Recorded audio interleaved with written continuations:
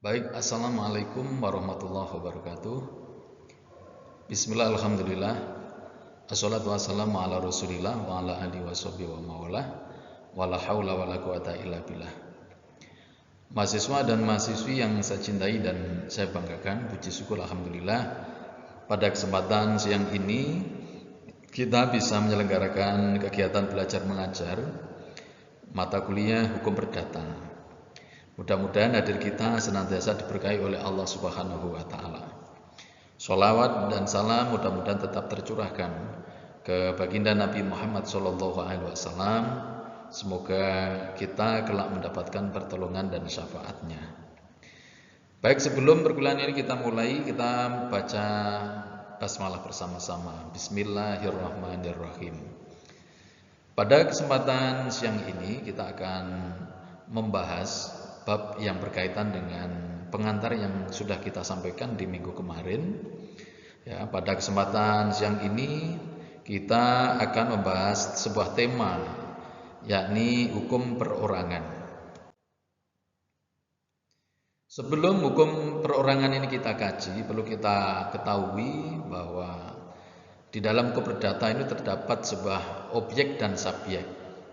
Nah, subjek hukumnya di dalam hukum perdata ini adalah perorangan atau seseorang.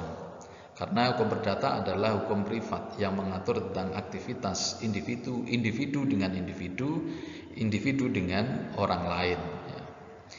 Manusia termasuk subjek hukum perorangan.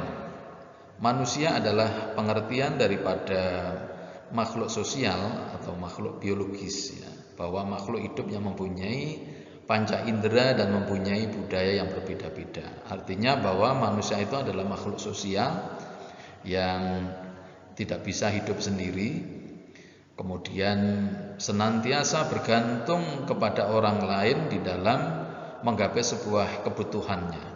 Maka dari sini yang kemudian hukum perdata mengatur bagaimana seseorang untuk mendapatkan sebuah hak, kemudian mengatur secara a priori hubungannya antara satu dengan yang lain, ya, untuk mendapatkan sebuah jaminan hukum atas hak yang dimilikinya. Menurut mula, hukum dari buku yang ditulis Algra dan Given Dovendi, subjek hukum atau res subjek adalah segala sesuatu yang pada dasarnya mempunyai hak dan kewajiban dalam lalu lintas hukum.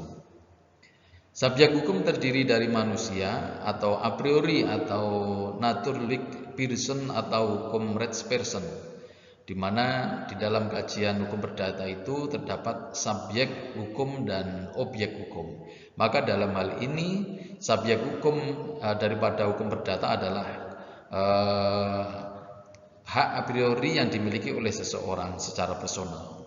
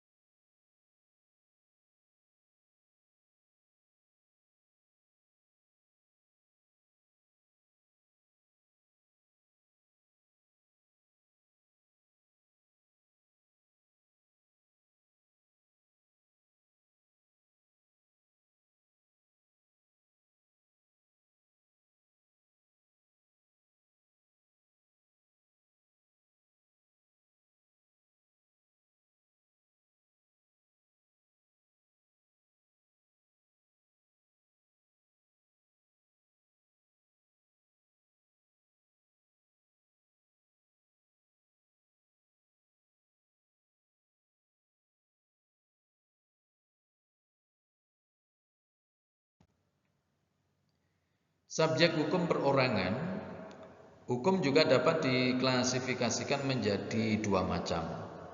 Yang pertama, badan hukum publik atau kenegaraan, yaitu badan hukum yang dibentuk oleh pemerintah, diberi wewenang menurut hukum publik, misalnya departemen pemerintah, lembaga negara seperti MPR dan DPR. Artinya bahwa kelembagaan negara ini secara otomatis karena dibentuk oleh negara, maka keberadaannya ya selalu dan kapasitasnya dalam skup publik dan dilindungi oleh undang-undang. Yang nomor 2, badan hukum privat atau keperdataan, yaitu badan hukum yang dibentuk oleh pemerintah atau swasta yang memiliki kewenangan sesuai dengan peruntukannya terkait dengan hak-hak keperdataan. Jadi subjek hukum perorangan ini memiliki dua kategori. Yang pertama adalah badan hukum publik, yang kedua adalah badan hukum privat. Yang menjadi kajian kita yang akan kita dalami adalah berkaitan dengan badan hukum privat atau keperdataan. Nah, seseorang untuk bisa membuat sebuah badan hukum, maka warga negara harus memiliki kecakapan dalam bertindak.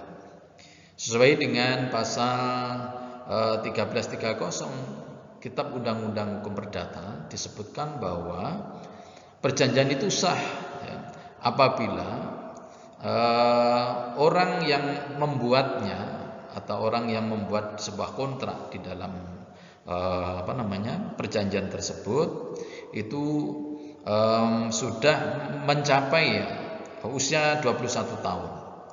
Kemudian orang yang berada di bawah pengampuan, dan yang ketiga adalah orang-orang perempuan yang telah kawin.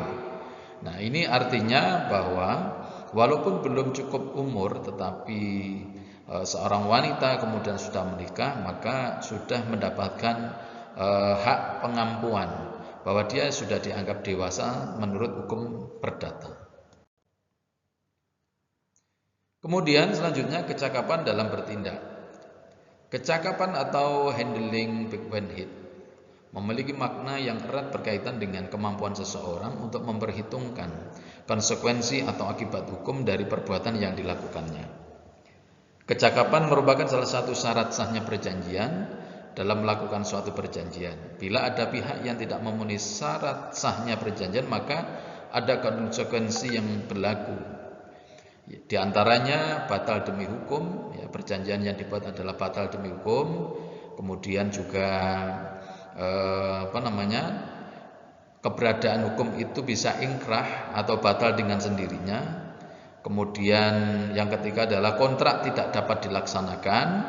Kemudian yang ketiga, proses daripada kontrak atau perjanjian yang dibuat itu bisa mengarah pada sebuah sanksi administrasi atau sanksi administratif.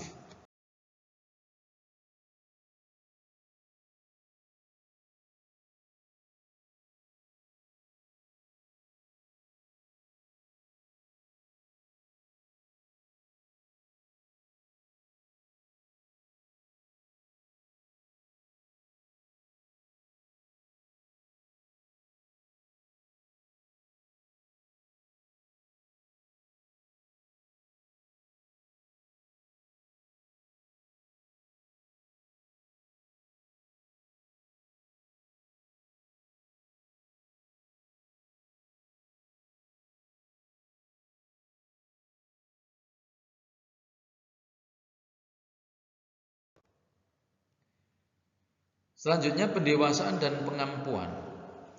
Poin 1, pendewasaan terbatas. Syarat untuk seseorang mendapatkan pendewasaan harus sudah berada di usia 18 tahun, dan permohonan ini diajukan ke pengadilan negeri sesuai dengan pasal 426 Kitab Undang-Undang Hukum Perdata.